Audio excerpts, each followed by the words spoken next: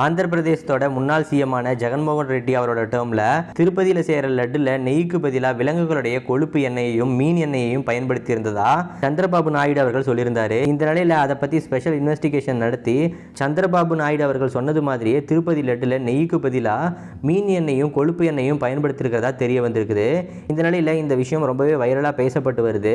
இந்த நிலையில் ஆக்டர் கார்த்தி நேற்று ஆந்திராவில் ஒரு ஈவெண்ட்டில் கலந்துக்கிட்டாரு. அந்த ஈவெண்ட்டில் அவர்கிட்ட சில மீம்ஸ் போட்டு காட்டப்பட்டிருந்தது. அதில் ஒரு லட்டு மீம் வரும். அந்த லட்டு மீம் வரும்போது லட்டு உங்களுக்கு வேணுமா அப்படின்றது போல் ஆங்கர் கேட்பாங்க. அதுக்கு கார்த்தி இருந்துட்டு லட்டு பற்றி நம்ம இப்போ பேசக்கூடாது, அது ரொம்பவே சென்சிட்டிவ் டாபிக் அப்படின்றது போல் சொல்லுவார். ஆக்டர் கார்த்தியோடைய இந்த ஸ்டேட்மெண்ட்டுக்கு இப்போ ஆந்திராவோட டெப்யூட்டி சிஎம்மாக இருக்கிற பவன் கல்யாண் அவர்கள் ஒரு சினிமா ஈவெண்ட்டில் கூட லட்டை வச்சு காமெடி பண்ணிட்டு இருந்தாங்க. நான் பார்த்தேன். லட்டு சென்சிட்டிவ் அப்படின்னு சொல்லிட்டு சொல்லக்கூடாது அப்படின்றது போலையும் ஒரு ஆக்டராக உங்கள் மேலே எனக்கு ரொம்பவே மரியாதை இருக்குது. ஆனால் சனாதன தர்மம் அப்படின்னு வரும்போது நீங்கள் ஒரு விஷயத்தை நீங்கள் சொல்கிறீங்க அப்படின்னா ஒரு தடவைக்கு 100 தடவை யோசிச்சுட்டு தான் சொல்லணும் அப்படின்றது போல பவன் கல்யாண் அவர்கள் ரொம்பவே கோவமாக ரிப்ளை பண்ணியிருந்தாரு. இந்த நிலையில் ஆக்டர் அண்ட் டெப்யூட்டி சிஎம்மாக இருக்கிற பவன் கல்யாண் கிட்ட ஆக்டர் கார்த்தி அவர்கள் இப்போ மன்னிப்பு கேட்டிருக்காரு. அதில் அவர் என்ன சொல்லியிருக்காருன்னா, டியர் பவன் கல்யாண் சார், நான் உங்கள் மேலே அளவு கடந்த மரியாதை வச்சிருக்கிறேன்.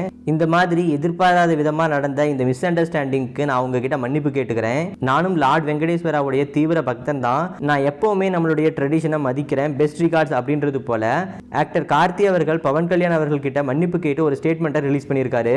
இந்த நிலையில் ஆக்டர் கார்த்தியோடைய தெலுங்கு ஃபேன்ஸ் நீங்கள் எதுவும் வேணும் அப்படின்னு சொல்லிட்டு இன்டென்ஷனலாக பண்ணலை, இது அந்த ஆங்கரால் நடந்த ஒரு மிஸ் அண்டர்ஸ்டாண்டிங் தான், நீங்கள் லட்டை பற்றி பேச வேண்டாம் அப்படின்னு சொல்லியும் அவங்க திரும்ப பேசினதுனால வந்த ஒரு இஷ்யூ தான். பவன் கல்யாண் அவர்களுக்கும் உங்களுக்கும் எப்படி ஒரு நட்பு இருக்குது அப்படிங்கிறது எங்களுக்கு தெரியும். அவர் கண்டிப்பாக இதை எதுவும் தப்பாக எடுத்துக்க மாட்டார் அப்படின்றது போல ரிப்ளை பண்ணிட்டு வராங்க.